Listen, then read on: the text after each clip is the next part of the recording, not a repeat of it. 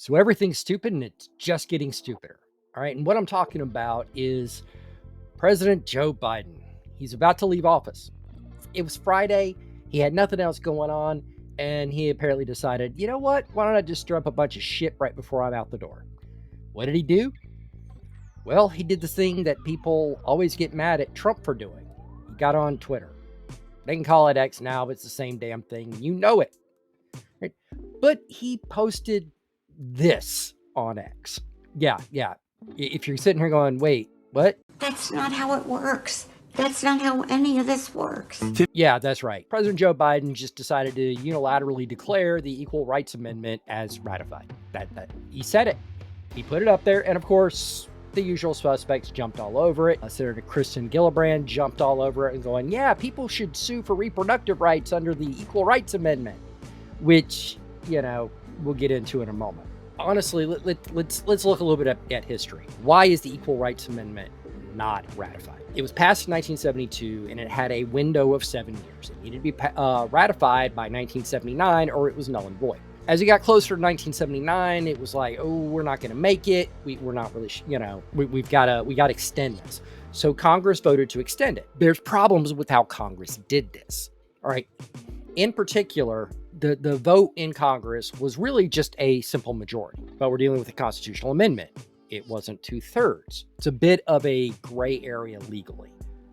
Can Congress, without the 2/3 majority, vote to extend the deadline on a constitutional amendment? We don't know.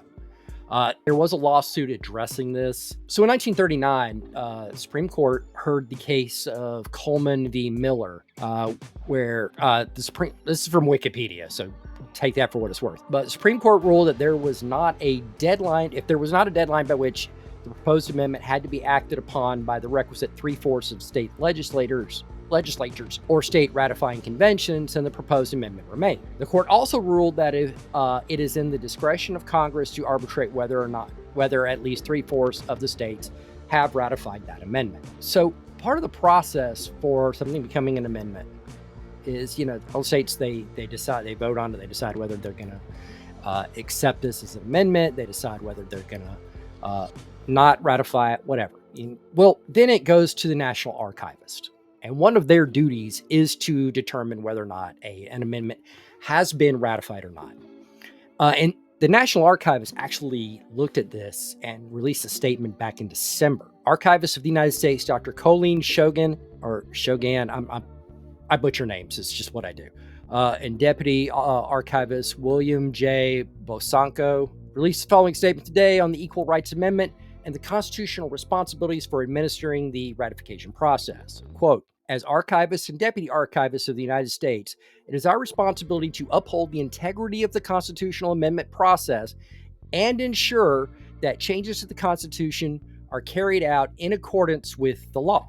At this time, the Equal Rights Amendment, ERA, cannot be certified as part of the Constitution due to established legal and judicial and procedural decisions. That's pretty clear cut, don't you think?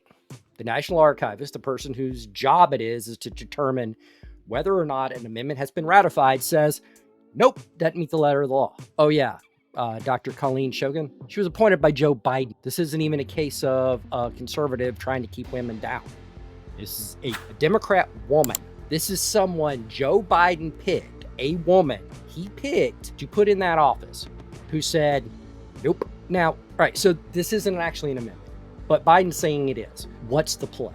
Well, first of all, Biden is a doddering idiot, and he doesn't know what he's saying half the time, which means somebody else actually typed this into Twitter, because there's no way they let Biden near a computer. Someone on their way out the door decided, we're going to muddy the waters as Trump comes in. The Equal Rights Amendment is a prime example of something liberals really want.